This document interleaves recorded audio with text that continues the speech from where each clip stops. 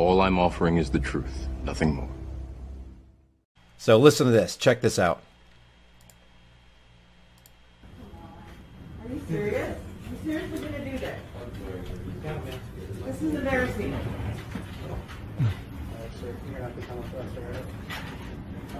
School board meeting. The rules are that you have to have masks.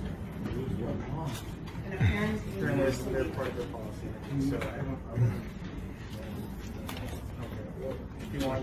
The volume is up as high as it'll go, guys. Let me drag this over here. The volume is up as high as it'll go. So let me just double check. Yep, it's as high as it'll go. So I've turned my mic off so you can hear what this cop is saying to this guy.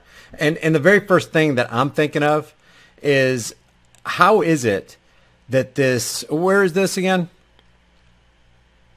South Dakota or North? Yeah, South Dakota. How is it that these South Dakota cops have nothing better? Is there no rape going on in this city? Is there no theft going on in this city? Is there no harm being done or property damage being done anywhere else in the city? Is this all the cops have time to do? Is interrupt the day of a peaceful human being who's sitting in a chair, obviously, clearly social distance from other people, but they got all this time left over, you know, on the tax cattle dime, mind you, to harass this guy. It's just infuriating. As of right now, they want you. Sir, I really don't want to. I know you don't want to do it. I know you do not want to do it. Yeah, I know this guy doesn't want to do it, but unfortunately. Guys, that's a lie. If you don't want to do something, guess what happens? Nothing. Because you don't do it. These are order followers, guys. Sorry, I'm just following orders. I apologize. I'm just doing my job. Unfortunately, you have to follow these fools' rules, right? If it's part of their policy that we have to wear Yeah. masks, So force me out. You're gonna make, yes, you're going to have to drag me out. At that point, you can. This. And guys, wait till this guy stands up. He doesn't look very imposing right here. I mean, you can see his triceps. This guy looks like he works out or something. He's got a pretty big neck. Wait till he stands up. They couldn't have sent weaker looking police officers next to this guy right here. You know, I got to be careful what I say here, but essentially, typically a guy this big could take out 2 or 3 guys these guys' size pretty easily. This is what you are doing.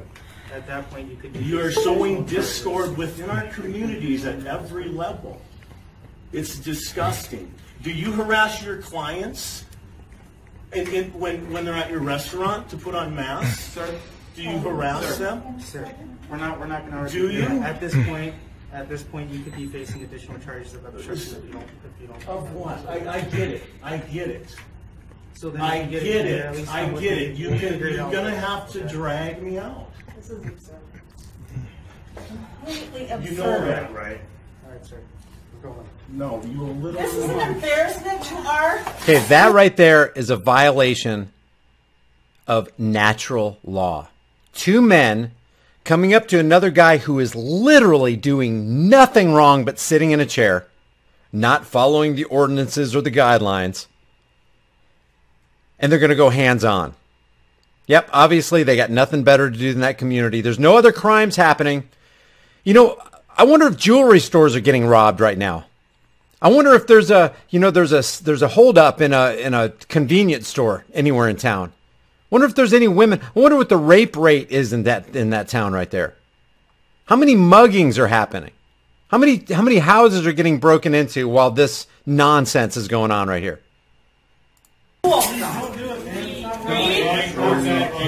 Read, you're fine. Relax. You ain't worth all that, brother. Come on, sir. Read, go over this. Look how big this guy is.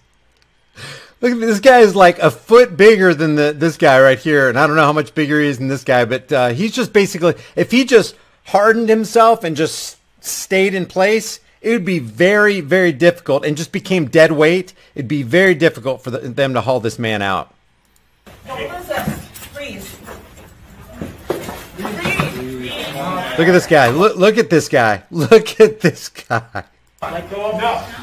What he could do and what he does do are two completely different things, You guys. have to tase me in front of all these people. I really don't want to take Don't tase him. Please don't. And I want these people to video it while they're cops of minority descent have to do this to everybody. Constantly putting you people in these positions. He just wants to have a say in what's going on. Well, we pay. We pay school taxes. We just don't resist. We all believe in what you do.